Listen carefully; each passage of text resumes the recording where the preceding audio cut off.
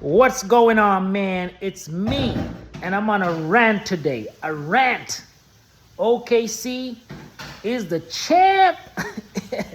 SGA, the champ. So, I don't get what's happening in the NBA. I don't know if the NBA just start hiring a bunch of sissy men, but I've never seen ever in an NBA where people are getting paid to report on the sports, to hype the sports, to hype the brand so it can sell. I mean, this we're talking about $11 billion corporation, the whole entire NBA, right? And I can't understand how we hire some of these public announcers that are reporting on the NBA, and they don't see the historical thing that just happened. And for me as a man, I have to ask myself, where are men that appreciate like historical moment, that appreciate the sports? I am a Raptors fan, but my Raptors was tanking because they won a high draft pick. So my other team was to cheer for is OKC because our Canadian boys on it. Yes, Shea Alexander is Canadian. My point, what I'm trying to make is a lot of people didn't want the OKC Thunder to win. They didn't want this man to have that full 360 accomplishment. The most, how do you word it? One of the most complete accomplishment. He's the complete athlete. The old complete. It's the whole package.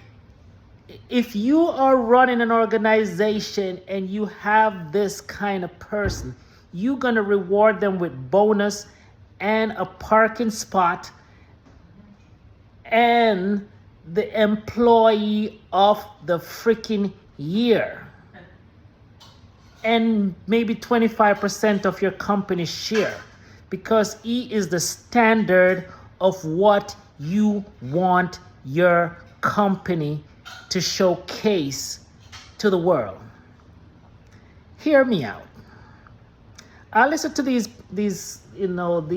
hosts from ESPN, from the Herds, and all of these men that call themselves men is trying to put down this young man accomplishment.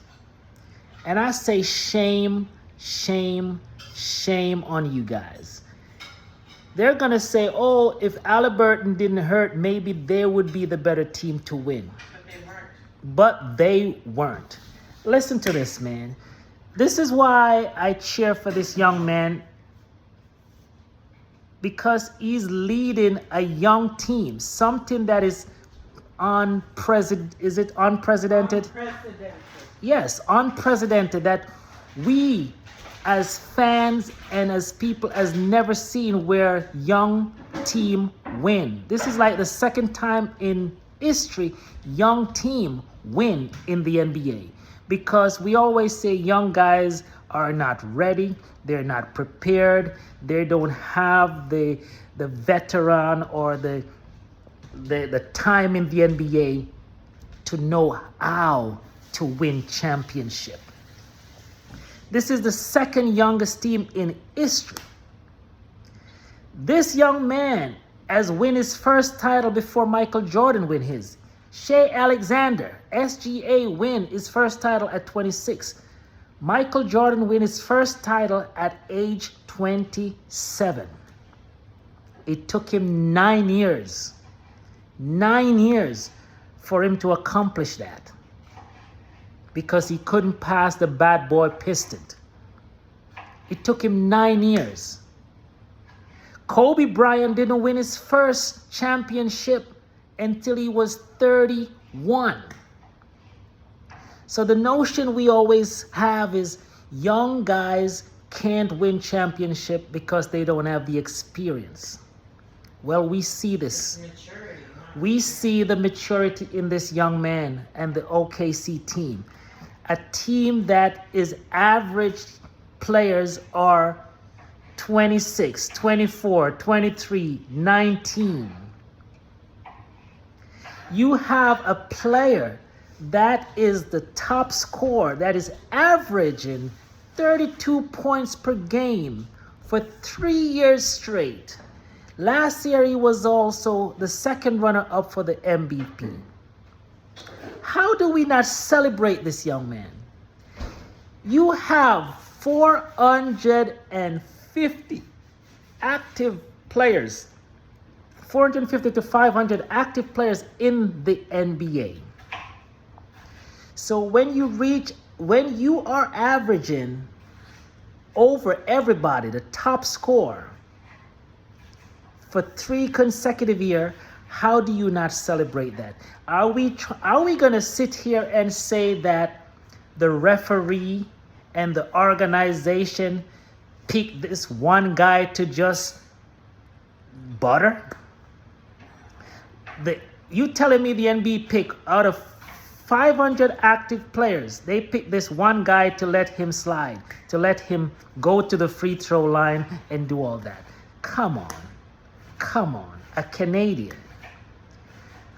We sit here and hear Stephen A. talk about how good Anthony Edwards, the Ant-Man is. And yes, he's good.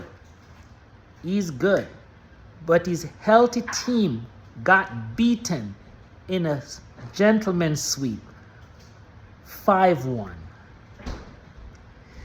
The MVP, 3-time MVP, Joker, they got beat, the 3-time MVP, by the OKC.